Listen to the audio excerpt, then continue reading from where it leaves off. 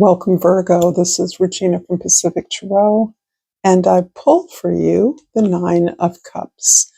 This is about a way that you are coming to invest faith, feeling, recognize your emotions as the verifier of the right path for you, the right actions for you to take. And for many of you, this is a huge change. I feel that you have learned a new skill, a new healing practice through this openness to look into your feelings, to acknowledge your emotions in a way that has often felt uncomfortable, but is now giving you the sense of contentment, satisfaction that you are clear about what is right for you. And you're using that to navigate your way through life in a way that is new for you. Where customarily, Virgo, as an earth sign, you tend to use the rules and regulations and your desire to be productive and practical and reasoned as the way in which you lead into your efforts. But you're now recognizing that you have sufficient experience to release that kind of control and to actually acknowledge how you're feeling about what you're doing, to access a kind of pleasure and joy in your skill set. And this is really producing a sense of accomplishment and new vistas for you, new horizons for you in terms of appreciating, acknowledging your growth and your progress in a variety of areas that were previously unknown to you. This is a general reading, Virgo, so it isn't going to resonate for all of you. If you're interested in a personal reading, information for that is in the description box below. And let's get started with your present, the Hanged One. In the present, you are sitting back, standing down, allowing yourself to gain a larger perspective, aware that the changes that you've experienced in your life, many of which you are more consciously instituting now, require the opportunity to process them so that you are moving in a new way. You're moving through your experiences in a new way that is still incredibly rich for you and requires a great deal of appreciation and processing. You know, in order to sustain this joy, this pleasure, this openness about the way you feel, and I don't mean that in terms of sharing how you feel, what you like, what you don't like with everyone. I'm seeing this as an internal practice that is new to you, where it isn't so much a reaction to things that you do or don't like, or that feel good, or that trigger you, as it is a way of holding your feelings, acknowledging them without judging them, without feeling inadequate, acknowledging the things that you truly want, if only to yourself, claiming what you want, stating that at least to yourself. And I do believe this is opening up a whole new world to you. It's impacting the way that you appreciate your own progress. In the past, the Two of Pentacles, there's some serious decisions that you have made, that you are considering, perhaps still considering. The clock is not out on this one. You have done a lot of work to accept the dissatisfaction that you once experienced and to take responsibility for that. By the same degree, you are opening up to this new way of experiencing the world that emphasizes joy, pleasure, satisfaction, emotional, a more emotionally profound and rich experience that's being integrated into the possibilities for your forward movement. This is something that you're planning, you're integrating into the planning of perhaps a new project, perhaps an offshoot of a project or the way that you have worked up until now. This may be a side hustle that gives you the space to develop this new interest or offshoot of your current professional work. But you are aware that you are having to upgrade your skills. You're having to gain more information. You're having to learn new things. And in some ways, there can be this sense, imposter syndrome, where you're not sure that you're really ready for this, that this might be too lofty for you. One who has been satisfied to be a worker bee in the trenches doesn't mean that your success or achievement is not significant or elevated. It simply means that you've been satisfied to be part of the machine in a way that you are elevating your contribution into a realm of uniqueness and originality that can only be achieved by you. And this brings a level of attention and intention that feels a little beyond what you're familiar with or comfortable with. In the future, the Queen of Wands and the Knight of Swords. Both these cards came out for your future, and I'm seeing a couple of things, mostly of which have been spoken to. The Queen of Wands is really this incredible confidence that comes from opening up to your talent or your gifts. Somehow there is a way in which you are acknowledging what you really want, and you're engaging a talent that you've always had, perhaps one that has been sidelined to some extent, and one that you now feel emboldened to integrate into your efforts.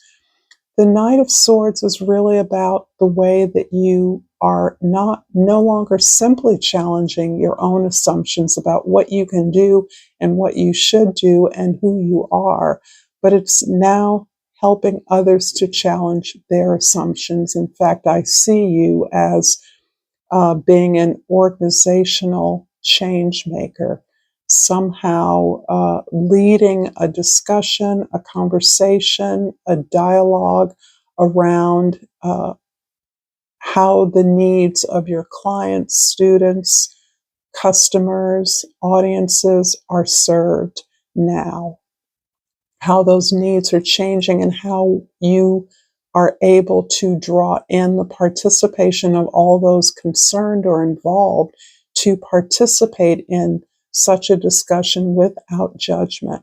So you are the curious one who knows how to ask the right questions.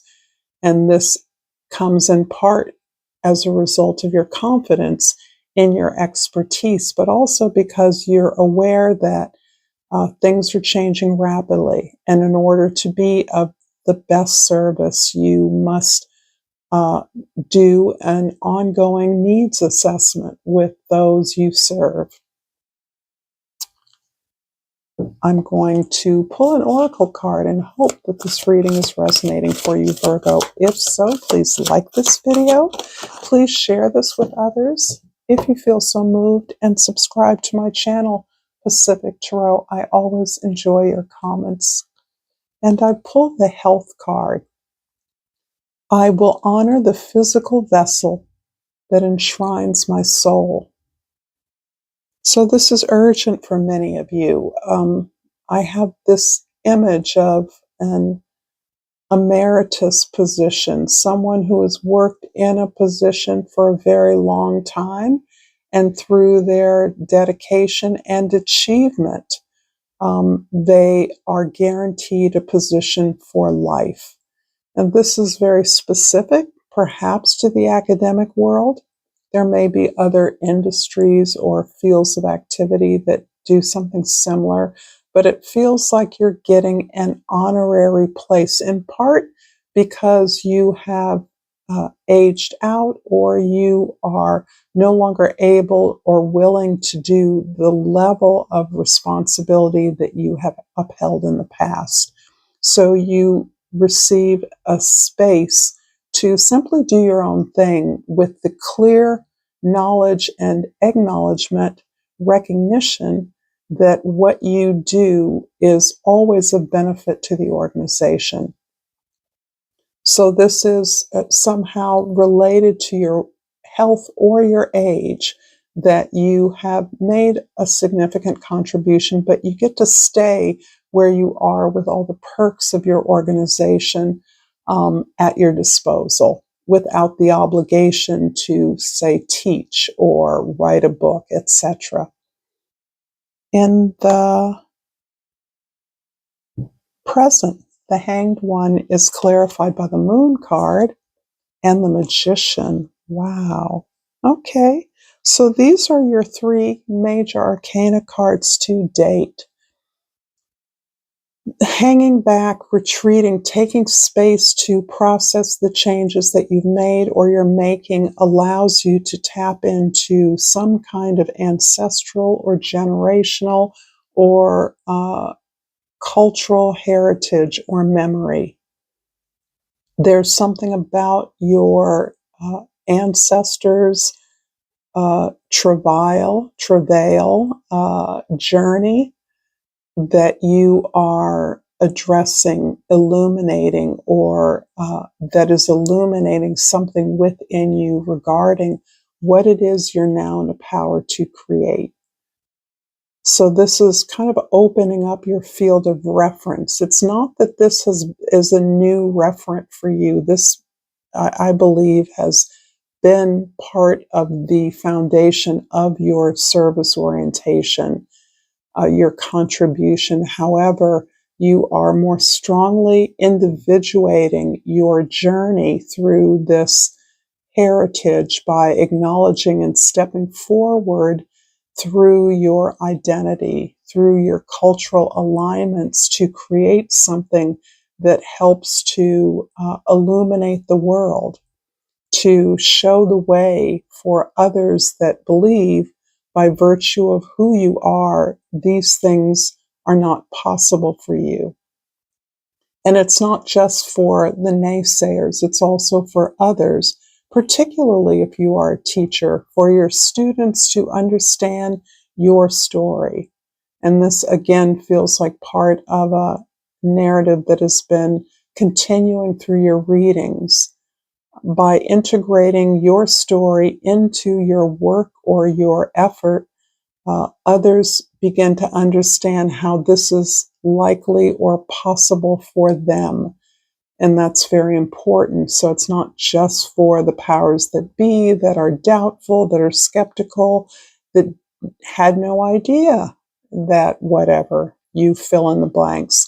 But it's also for those that really don't know, that haven't had the benefit of your experience, to know that the path you've trod is a path they too can tread.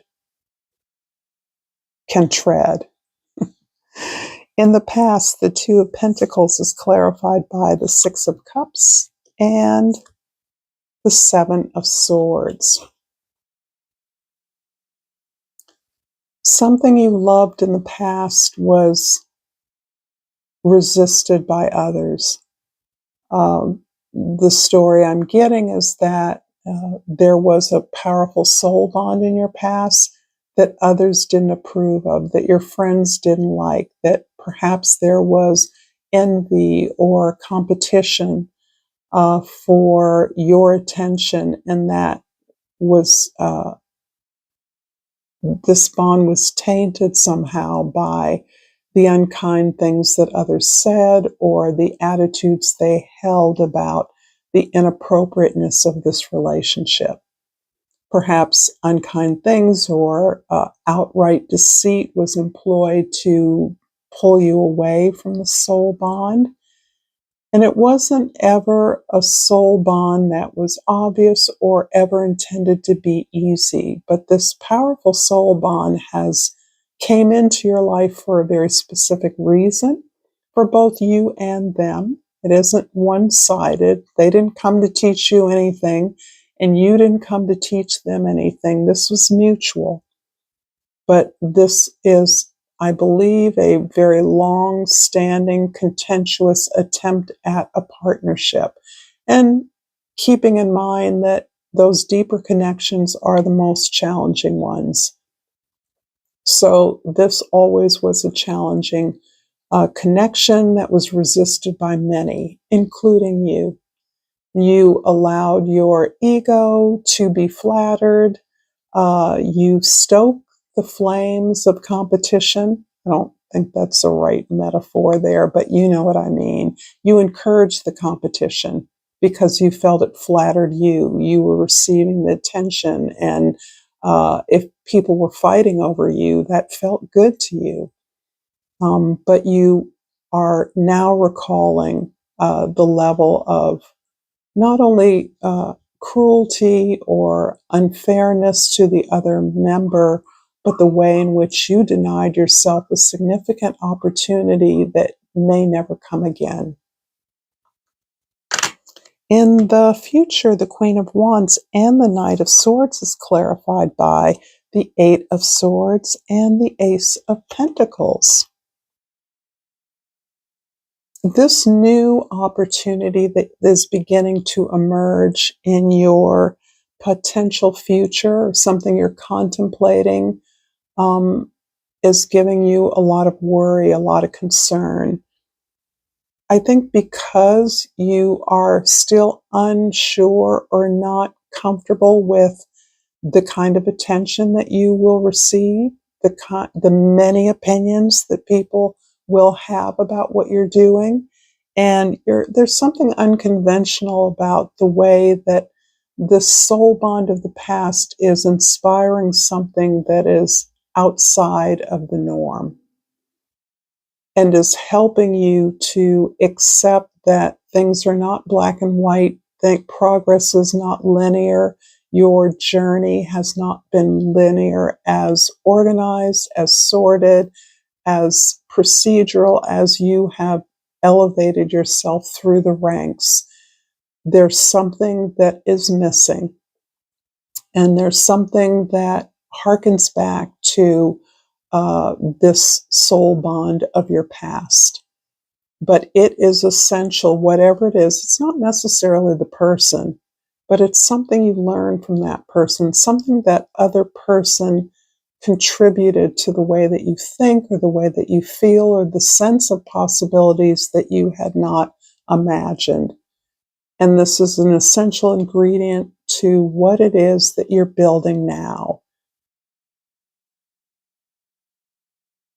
I'm going to finish off this reading with a crystal oracle, Virgo, and hope that you gain some insight from this reading. And I've pulled the Jade card.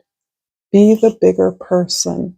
This card for me is about some incredible moral authority that you are reaching for at this point. And I do believe the past provides you with a key to what it is that will round out the sense of not only accomplishment, but of pleasure and joy and real alignment with who you are as a person, so that your purpose resonates with your unique talent and gift in a way that puts you in a spotlight and you never imagined possible.